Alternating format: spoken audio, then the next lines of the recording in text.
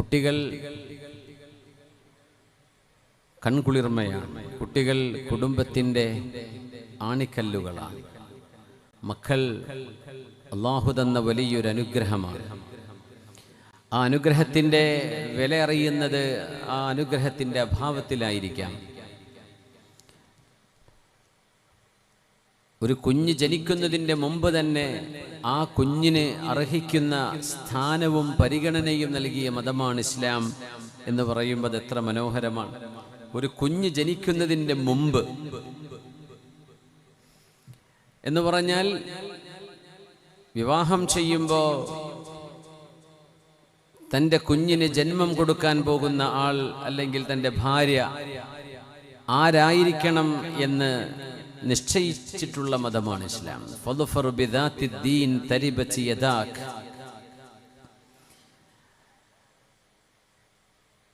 മതബോധമുള്ള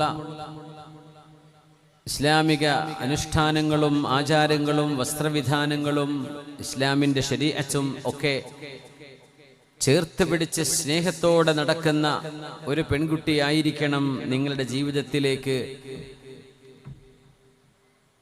ജീവിത പങ്കാളിയായി വരേണ്ടത് എന്ന് നിശ്ചയിച്ചിട്ടുണ്ട് പരിശുദ്ധ ഇസ്ലാം. തുൻകഹുൽ മർഅതു ലിഅർബഇൻ എന്ന ഹദീസിന്റെ അവസാന ഭാഗമാണിത്. ഒരു പെൺകുട്ടിയെ 4 കാര്യങ്ങൾക്ക് വേണ്ടി വിവാഹം ചെയ്യപ്പെടാം. ലിമാലിഹ വലിഹസബിഹ വലിജമാലിഹ വലിദീനിഹ. ആ പെണ്ണിന്റെ സമ്പത്ത്, തറവാട്, സൗന്ദര്യം അല്ലെങ്കിൽ അവരുടെ ദീൻ. ഇതിൽ ദീനിനാണ് മുൻഗണന കൊടുക്കേണ്ടത് എന്ന് പഠിപ്പിച്ചു പുണ്യനബി സല്ലല്ലാഹു അലൈഹി വസല്ലം. ഇവിടുന്ന് പറഞ്ഞു തസവ്വജു അൽ വദൂദ് അൽ വലൂദ്. കുട്ടികൾ ജനിക്കാത്തവരാണ് എന്നറിഞ്ഞിട്ട് വിവാഹം ചെയ്യേണ്ടതില്ല. അല്ലെങ്കിൽ വിവാഹം ചെയ്യേണ്ടത് മക്കളുണ്ടാവാൻ ഇഷ്ടപ്പെടുന്ന, കുഞ്ഞിന് ജന്മം കൊടുക്കണമെന്ന് ആഗ്രഹിക്കുന്ന ഒരു പെണ്ണിനെയായിരിക്കണമെന്നാണ്. അൽ വദൂദ്, സ്നേഹമുള്ള, ആത്മാർത്ഥമായി സ്നേഹിക്കാൻ കഴിയുന്നവൾ.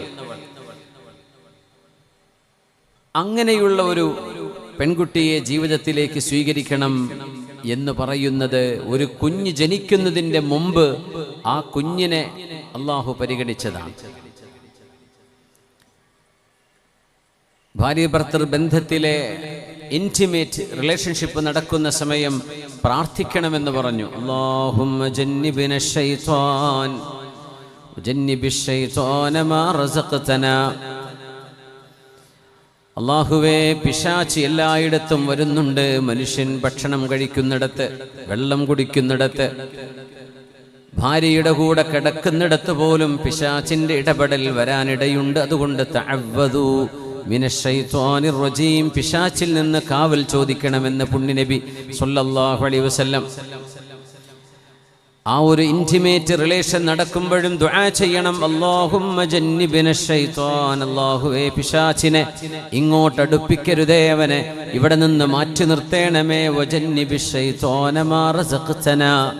അല്ലാഹുവേ, ഞങ്ങൾക്കൊരു കുഞ്ഞ് ജനിക്കുകയാണെങ്കിൽ ആ കുഞ്ഞിനും പിശാചിന്റെ ഉപദ്രവമുണ്ടാവരുതേ എന്ന് പറഞ്ഞുകൊണ്ടാവണം ഒരു കുഞ്ഞിനെ തേടിയുള്ള നിങ്ങളുടെ യാത്രയെന്ന് വിശുദ്ധ നബി സല്ലല്ലാഹു അലൈഹി വസല്ലം.